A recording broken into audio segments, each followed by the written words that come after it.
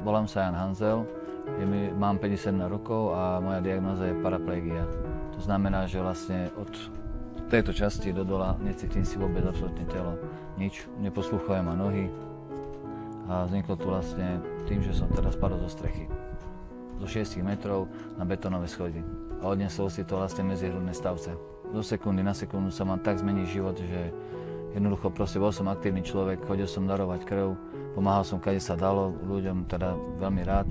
Pomáhal som manželke v obchode, pretože naša firma, pre ktorú som robil ako zvárač, tak skončila tuto. No a teraz je vlastne väzňom vo vlastnom dome, lebo sa nedostaneme z tohto nášho dvora, ani z ulice, lebo je tu dosť veľké prevýšenie.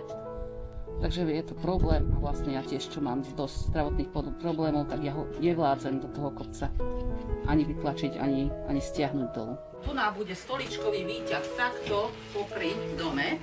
Vlastne on si sedí na tom stoličkovom výťahu. Dole musíme dať ešte urobiť tam úpravu terénu od bráničky, ako aby vyšiel pekný vozík tam.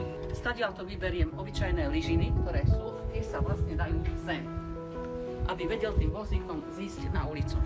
Keď potrebujem niekam ísť, tak musím najprv osloviť suseda alebo niekoho, kto by ma vlastne pomohol zniesť dole, pretože týmto dole kopcom sa to ťažko, nedá sa to jednoducho, to nezvládam. Stále niekoho žiadať o pomoc sa nedá a musí byť trošku aj sebestačný. Je to 50-ročný človek, ktorého nemôžeme zatvoriť doma. Dosť cvičím a posilujem, ale proste kým sa to preberú tie svaly a riadne, pevnia sa, tak to chvíľku potrvá. No, zle sa robí rýchlo, ale napravo sa to dlho.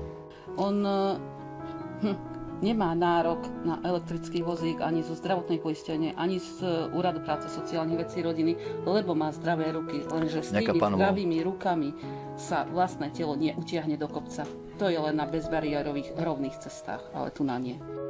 Na to, aby som mal jednoduchší život, tak potrebujem ten elektrický vozík, pretože sme v kopci. Keď sme tento dom kupovali, tak nikto nehrátal s tým, že sa niečo môže takéto stať a že to nebudem zvládať po vlastných nohách, alebo respektíve, že vlastnými rukami, lebo je to naozaj dosť vysoké prevýšenie. Umožní mu to, že môže ísť dvomne do obchodu a bude sa tam stretávať s ľuďmi a bude socializovaný a nebude doma zatvorený. Ale ešte dokáže niečo robiť, však on robil objednávky, on robil účtovníctvo, tak mohol by. Ale takto je odkázaný naozaj iba byť doma, prípadne sem na dvor a to je všetko. Viac sa nedostane. Toto mi veľmi uľahčí život, teda vlastne ma oslobodí z tohto, dá sa povedať, môjho krásneho, ale predsa len väzenia.